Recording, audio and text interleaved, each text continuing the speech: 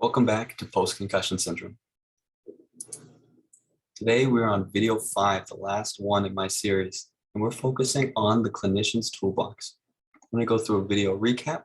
I'm going to talk about baseline sideline testing, then diagnosing concussion, and of course, post-injury care. So video 1 was our intro to concussion and PCS. Video 2 was active recovery for physiologic PCS, focused mainly for our athletes.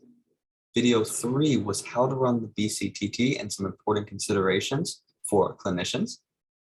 Video 4 was cervicogenic and vestibular ocular PCS, again geared towards our athletes. So quoting a statement here from the consensus statement in Berlin on concussions, baseline testing may be useful, but is not necessary for interpreting post-injury scores. So post-injury, this is talking about the sideline evaluation, comparing it to the baseline test. Now, what are these tests for? They're intended to be used for high-risk activities.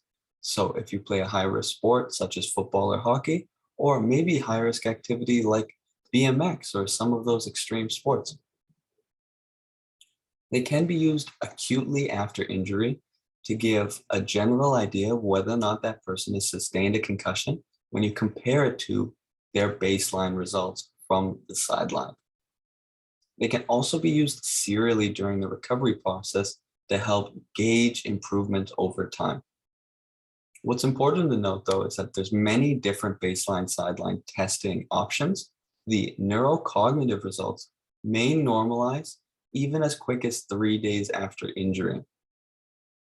So let's talk about the neurocognitive ones. One of them is the DANA, the Defense Automated Neurobehavioral Assessment. It has 3 options to it. We're going to stick with the brief one. There is 7 subtypes in it, and each subtype test gives a throughput score, and that's correct response divided by reaction time. The MACE, Military Acute Concussion Evaluation. This is a 3-part one, again, 15 minutes, 15 minutes. Now this is clinical questions, then a MACE score, and a quick neurologic screening. The SCAD-5, Sport Concussion Assessment Tool. This is a 6-step process. Firstly, we're looking at a Glasgow Coma Scale, then of course red flags, then symptoms, cognition, neurologic, and delayed recall. Then it gives you the decision equation to add up these scores. So these are all neurocognitive tests. What's important to note is that the DANA can be self-administered on someone's iPad or iPhone or some type of tablet or smart device. The MACE requires a trained clinician, and the SCAD-5 can be done without a trained clinician, but it still needs to be done by somebody else asking the athlete or person who's suspected to sustain the concussion. Another baseline testing value that can be used is reaction time. So as you can see on the right, this one is dropping a ruler or some other object, and the person is catching it, and we can measure the time, the distance it takes for their reaction time. The one on the left is measuring reaction time in milliseconds. So as you can see, wait for green. Once that color turns green, you're gonna click it as quick as you can, and then we get a score in milliseconds, hopefully in milliseconds of their reaction time. A memory test.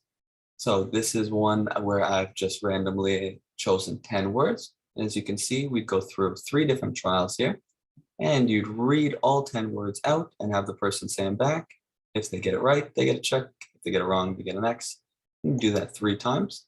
And then you wait a specific amount of time, approximately 10, 15 minutes, and then do a delayed recall and ask them to try and remember the words. A balance test can be done through BESS, the Balance Error Scoring System, with our double feet stance, single foot stance, tandem stance. And this is done either on a firm surface and then usually moves on to a foam surface, like one of those blue foam pads. And of course, adding up the number of errors to get a value. 60 would be your max, 0 would be perfect. King Devax is another test, As we see, there's a demonstration card, so we're moving left to right, saying the numbers out loud as we go through the list. This would be test 1, this would be test 2, this would be test 3, and you'd be getting time here for correct responses as well. The answers have to be correct.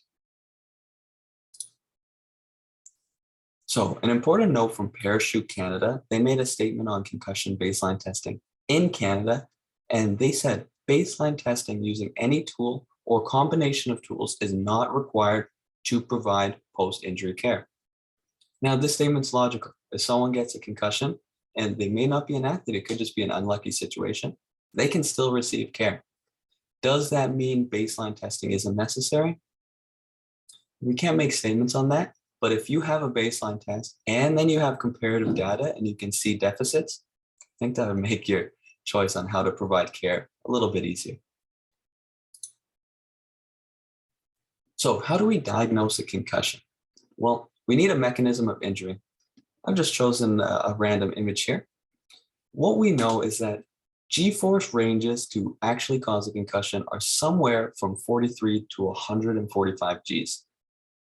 If you're driving in a vehicle at 50 kilometers an hour and you come to a sudden stop, unfortunately like this against a pole, at 50 kilometers, you're getting 50 Gs. This is not a one-to-one ratio, but I picked this number because it's nice and simple to see. Then you have your mechanism of injury. Then we're looking for any symptom. This is not an exhaustive list, but this is a list from Rowan's Law that makes it nice and simple to see.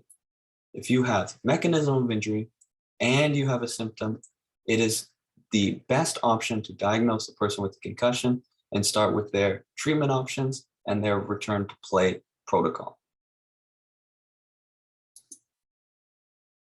So now we're talking about post-injury care. What are some general recommendations for treatment? Well, we need to look, do they have any pre-existing conditions? Then we're looking at the education aspect. So that is teaching a person what's a concussion and what are some things they need to work on and expect. Then we need to talk about sleep. Sleep is so important for your health and well-being, not just related to concussion care, of course. Then we're going over aerobic exercise. Remember, sub-symptom heart rate threshold, okay? So that is, if you forgot this particular number and how to get it, then go back to video 3 where I talk about the Buffalo concussion treadmill testing, and that way it'll cover it. I love this graphic because as we can see, there's a lot of things included and a lot of overlap. So my general recommendations here run around the outside. Now let's take a little bit better look at the inside. So we're looking at ocular, vestibular, cognitive here. Targeted treatment options, ocular rehabilitation, or maybe some lens changes. Maybe the glasses need to be adjusted. For our vestibular, graded exposure to stimuli, vestibular rehabilitation. Cognitive, this is making some changes to the person's school and or work schedule, and also maybe some rehabilitation for actually how they're thinking. We're looking at the bottom here, so we have headache, migraine, anxiety, mood, fatigue, headache, migraine, manual therapy. This may be related to some cervicogenic issue. We see some neck tenderness or tight neck muscles. Anxiety and mood, maintaining social engagement, mental health counseling, cognitive behavioral therapy. This can also be affected by the education aspect. If we teach someone what's going on with their brain and talk to them about the positive changes that you're working on with them to help them get better, we can see this being affected. Then fatigue, again, cognitive behavioral therapy, graded exertional tolerance training in chronic setting. So lots of targeted treatments for each specific domain here. We remember the subtypes are generally speaking our physiologic, our cervicogenic, and our vestibular ocular, but that doesn't mean all these other domains aren't important. We can use the domains as treatment domains for those specific subtypes. So some important considerations as well that extend beyond this image: nutrition. What is a person eating? Are they eating the right things that will help support their brain, especially in the energy crisis portion of it? Inflammatory status. My apologies. Inflammatory status. So this is talking about if we have some chronic systemic inflammation going on, or maybe there's some inflammation in the brain that's making our patients more susceptible to re-injury. And of course, previous athletic ability. If we're doing some subsymptom exercise testing, and maybe they've never walked or exercised for a period of 10 minutes. For athletes, that may not be common. For non-athletes, though, that's something to consider. So to quickly review what I just talked about today, we went over baseline sideline testing, neurocognitive, reaction time, memory, balance. Then we talked about diagnosing and concussion. Remember, mechanism of injury plus one or more symptoms. Post-injury care, how there's many domains, many targeted approaches, and some important things to consider. And finally, thank you very much for watching. I really appreciate it. Hopefully, I will see everyone who watched soon. Bye for now.